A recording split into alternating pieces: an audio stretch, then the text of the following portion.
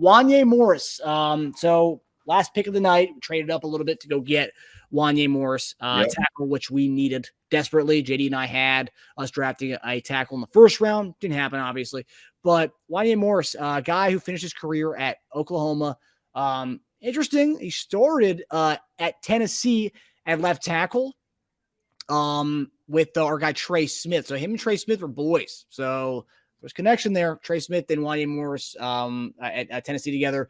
Then I think after the COVID season, Wanya transferred to Oklahoma, where he competed for the left tackle spot. Then he ended up transferring over to the right tackle.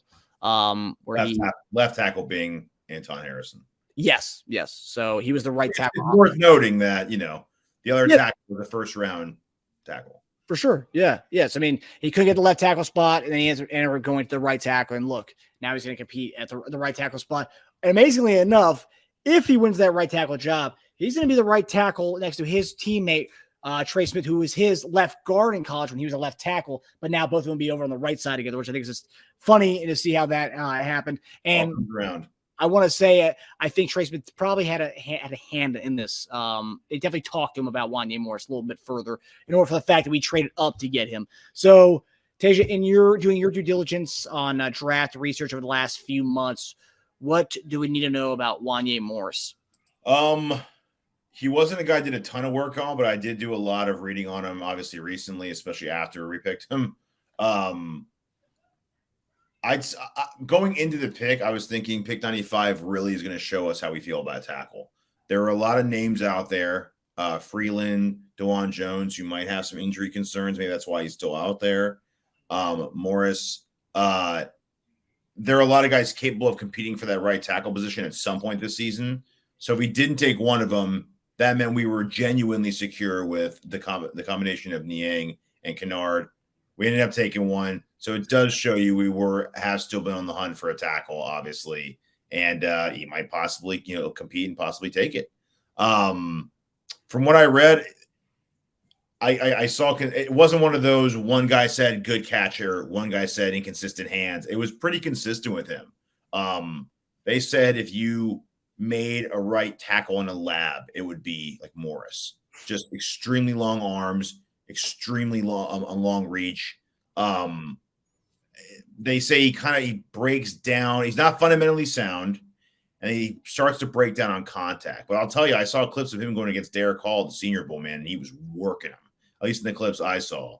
A lot of people have him penciled in as the right tackle this moment, which I think is a little premature. He was 74th on PFN's overall board. They called it a steal. CBS said he wasn't the typical Oklahoma masher.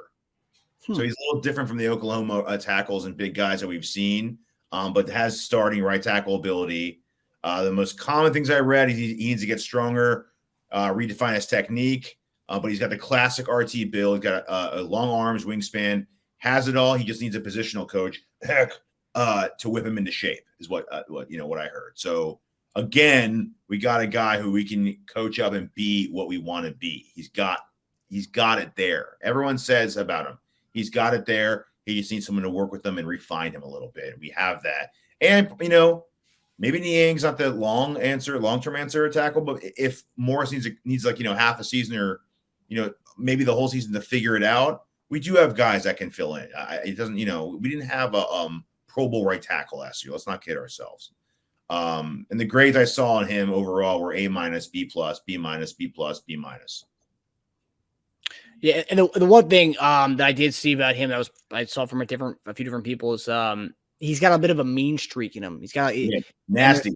He's a nasty right tackle, which is funny because we have a guard on our line who also went to the University of Tennessee at one point in his career, who's got a little bit of nastiness, mean streak to him. So I don't know if that's a Tennessee thing, how they train those guys over there, but I would love to have that on one side. And I think the cool thing about this is we're drafting a third-round guy, right tackle, who could easily be our starting right tackle. I mean, that spot is so wide open. It is. It's literally Kennard, Wanya Morris, or Lucas Niang to win that job, which I think it's just crazy that we could potentially have a starting right tackle in the third round. Not many teams can say they can pull away a guy who maybe starting right off the bat in day 3 or day 2 in the third round.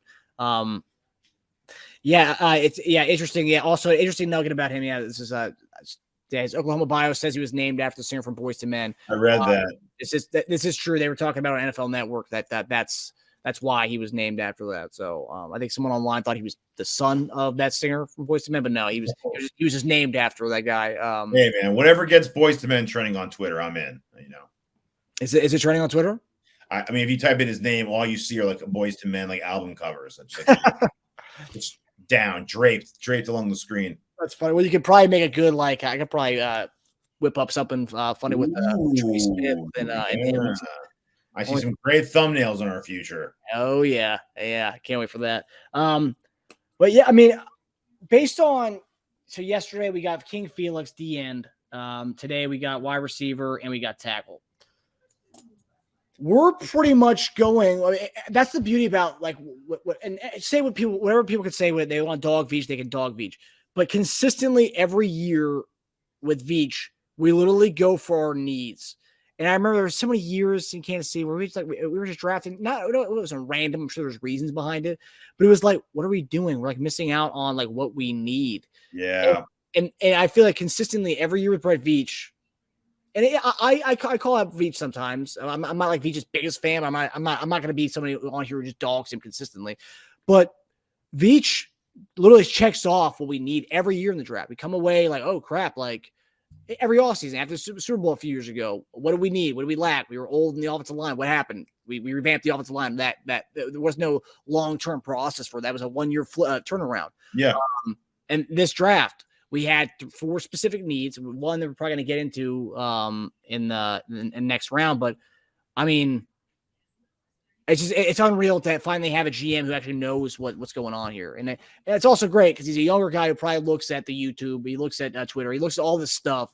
And he's compiling it all. Not that he's taking anything from Twitter or YouTube, but he's listening to the fans. He sees what we need. He knows. He's got common sense, which I think is awesome to have, that we are in this position where we have a GM who's literally going check mark by check mark by everything we actually need and not just drafting BPA. Well, why not? We can draft that guy. Well, no, let's go get the position we need, right?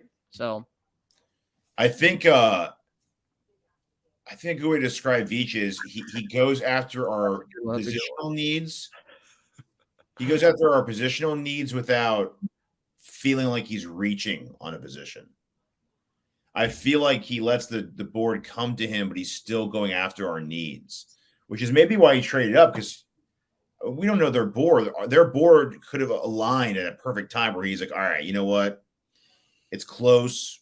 I don't want this guy to get taken, because if he doesn't, the next guy on our positional board for tackle is way down there. He's close. We're close. Let's spend the 6th round to go get him.